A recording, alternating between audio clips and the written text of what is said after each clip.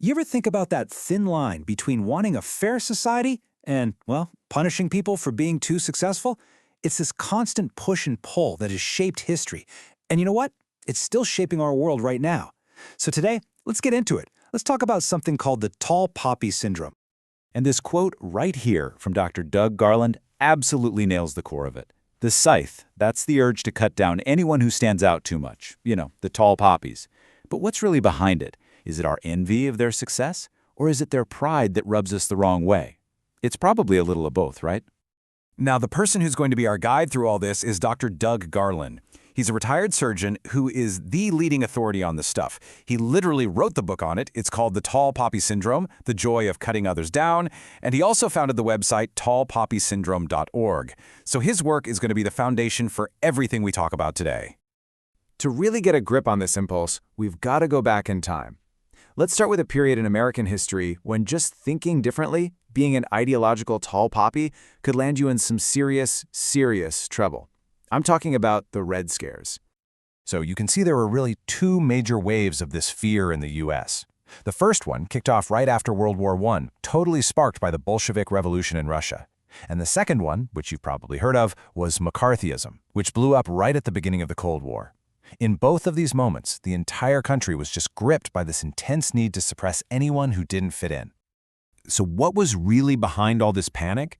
Well, it wasn't just some abstract political fear. It was fueled by stuff happening on the ground. I mean, you had massive labor strikes, anarchist bombings, and a whole lot of suspicion towards immigrants. In a climate like that, anyone who seemed a little too radical became a tall poppy, a threat that people felt needed to be cut down. Okay, so that was then. But what about now? Fast forward to today, and the dynamic shifts a bit. It's less about ideology and more about something we see every day, wealth. These days, the tallest poppies are often the ones with the biggest bank accounts. And this chart, wow, it tells a pretty stark story. The top 10% of families in the U.S. hold a whopping 70% of all the wealth. But look even closer. The top 1%, they have more wealth than the entire bottom 90% of the population combined. This is the new field of tall poppies. And to really wrap your head around just how massive this gap is, look at this number, over $50 million. And get this, that's not someone's total net worth.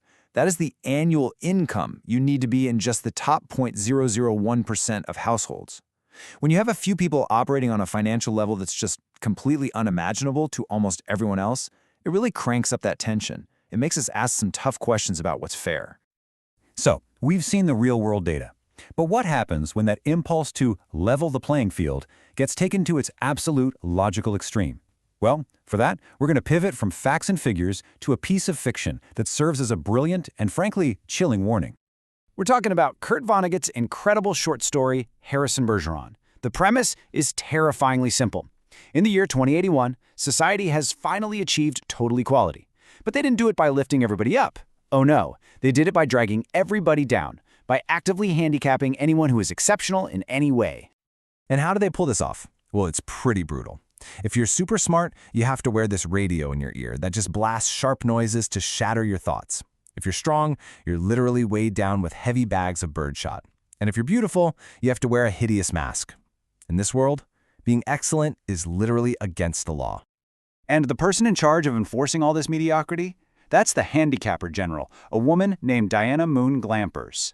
You can think of her as the ultimate wielder of the scythe. Her one and only job is to make sure no poppy ever grows too tall, and she's not afraid to use lethal force to do it. So, the hero of the story is this 14-year-old kid, Harrison. He is a giant, stronger, smarter, better looking than anyone else. He eventually escapes, crashes a live TV broadcast, rips off all his handicaps, and for one incredible moment, he dances with a ballerina and shows the entire world what human beings are truly capable of. Right before the handicapper general walks in and executes them both on the spot. And this is the heart of Vonnegut's warning, right? He's drawing this super clear line between two totally different ideas of what equality means. On one hand, you have equality of opportunity, the idea that everyone gets a fair shot. But on the other, you have equality of outcome, the Harrison Bergeron world, where everyone has to end up in the exact same place, even if that means crippling the most talented among us. Which brings us right back to where we started, to that central tension. We've seen the dangers of runaway inequality, but we've also seen the absolute horror of forced mediocrity. So, where does that leave us? What's the path forward? When you look at these problems, it's pretty natural to ask, is the whole system just broken, right? Do we need to throw it out and start over with something completely new, a different kind of government? But Dr. Garland, our guide on this, he offers a different take. He argues that the problem isn't necessarily the system itself. The solution, in his view, isn't a radical new government. It's about having virtuous leaders, people with character and integrity, upholding the principles we already have.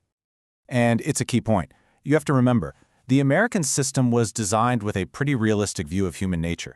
The whole idea of checks and balances exists because the founders knew that people could be driven by pride, by envy, by greed. Dr. Garland's argument is that the framework itself is solid, it just needs good people to run it, people who can rise above those base impulses. Look, this debate about balancing equality with excellence, it's not going away. It is one of the most important conversations we can be having.